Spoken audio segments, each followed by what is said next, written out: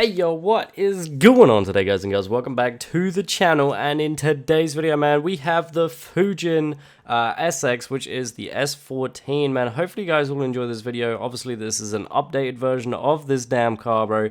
Yeah, hopefully you guys will enjoy this video. If you did, be sure to hit that like button and subscribe button if you're brand new, man. And I shall catch you guys after the intro.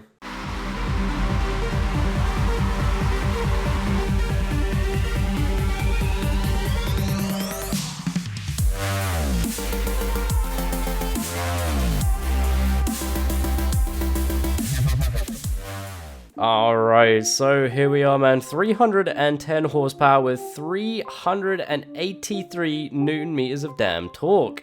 I just want to quickly say about this. This car used to be at 290 horsepower, and now, unfortunately, with the brand new update, we have to run 310, which is a bit annoying.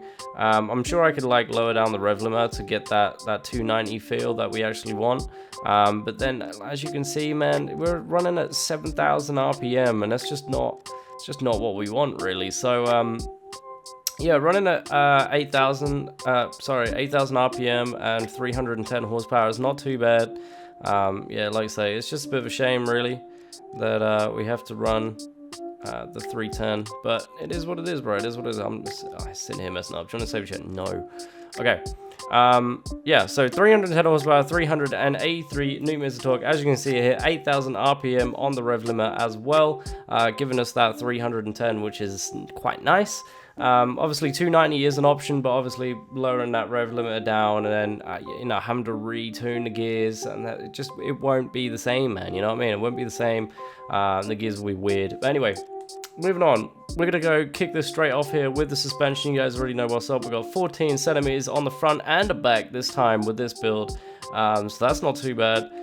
Front spring stiffness all the way through to your rebound, dampness, stiffness, everything like that, and your rebound. Everything here is stock, so if you want to run your own sort of springs and dampeners, everything like that, then that's completely up to you. You guys can obviously change that and do what you want with those. That's absolutely fine, no problem there. My front toe is at 0.10 on the front, and on the rear we have negative 0.08. Front camber we have negative 14.31, and on the rear we have negative 11.73. With the anti-roll bars is exactly the same as all the rebound, stiffness, and the springs, everything like that, man. If you guys have your own tune or setup that you like to have with your anti-roll bars and everything like that, that's completely up to you. For me, I like to run everything stock, so that's why I keep it all stock. But anyway, if you have your own sort of tune setup that you like to have with your springs and everything like that, the way the car feels for you, then be sure to run that. That's completely fine. But anyway, moving on to caster now, we've got 6.5 on the caster, 100% Ackerman angle, and 60 degrees of steering angle. Obviously, you want to keep that 100% and 60 and 6.5. Moving on now to wheels, we've got the 17 inches on the front and the back. Obviously, if you want to, you can probably up that to 18s if you want to, or 19s, whatever you want to run. That's completely up to you, obviously. Yeah, just nothing too crazy like 20s, but you know, it's completely up to you, I suppose, at the end of the day. But yeah, obviously the car will handle a slightly bit different, with gears maybe and some other things. I have no idea. But yeah, no, for me, 17 inches on the front and the back. If you want to run that, that's completely fine. Front tire width, we've got 245 millimeters on the front and obviously on the rear as well. 245. Same with the tire pressure, we got 285 in the front, and again the same in the rear. Obviously we got that high tire pressure to keep them wheels spinning. Obviously keeping on the same thing as wheel spinning here, we got the rear wheel adhesion, which is at 90%, and our front is at 100%. Obviously we want that rear wheel to be at 90 just to give us that little more extra spin on the rear tires, making the car obviously a lot more slower. Moving on now to the front wheel track width, we have a 10 on the front and 10 on the back. Everything seems to be very samey with this car, like front track width and the suspension with the lowering springs, everything like that, everything is the same, which is quite cool. We don't usually have that. But yeah, no, front track width and the rear is at 10. Obviously, if you guys are running a wide body, this might be a tiny bit different, so you just got to adjust it. Make sure the wheels are just underneath the arch or the fender, whatever you want to call it. Be sure to get that in there, so that way your car is looking nice and damn clean, bro. Moving on to the front tire profile, we got 35% on the front and the back, obviously exactly the same, 100% normal, 35 all the way around.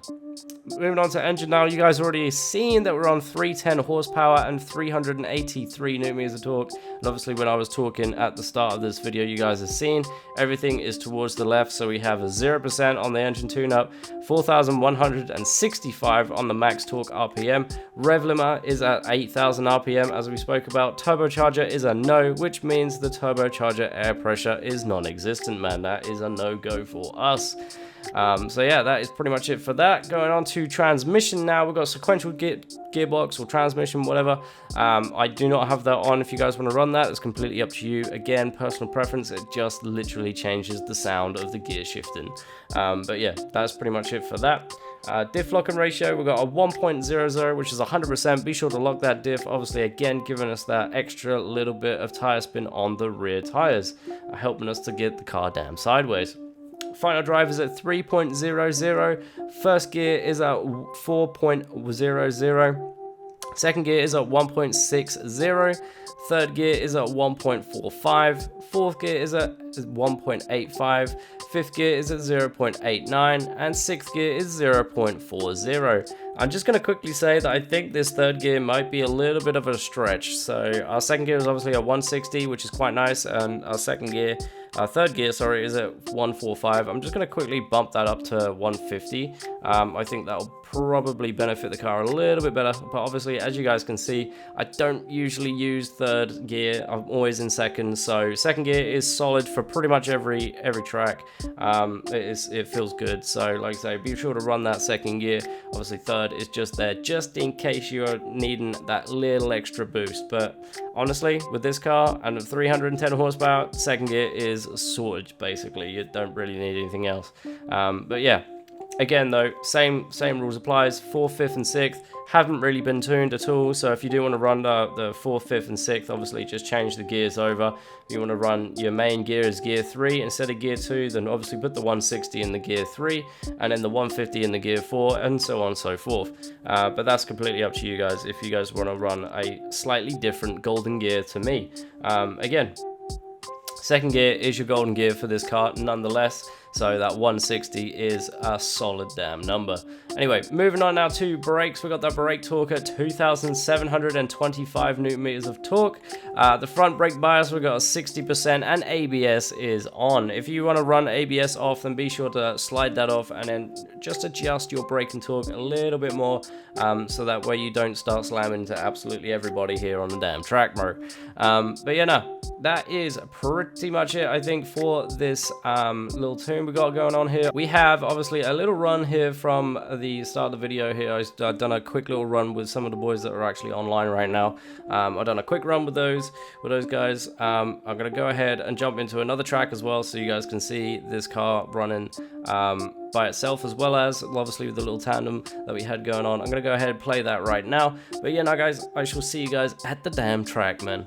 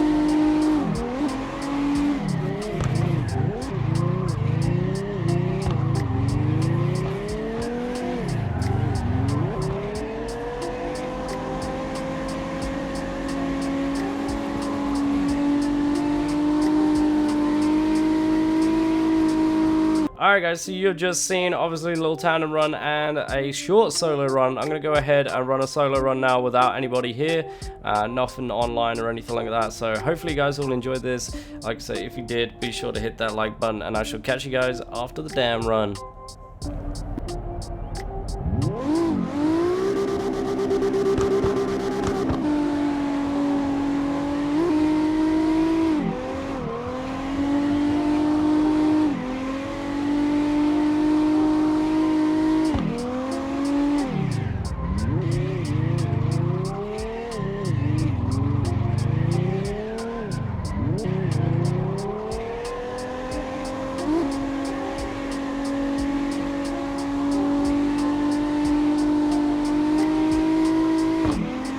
Alright man, so I hope you guys all enjoyed today's video, man, with the S14 Fujin SX. Hopefully you guys all enjoyed that. Obviously, we have, you know, done something a little bit different today, man. Got on with the boys, managed to get a little tandem session in, so that's not too bad. Hopefully you guys all enjoyed that.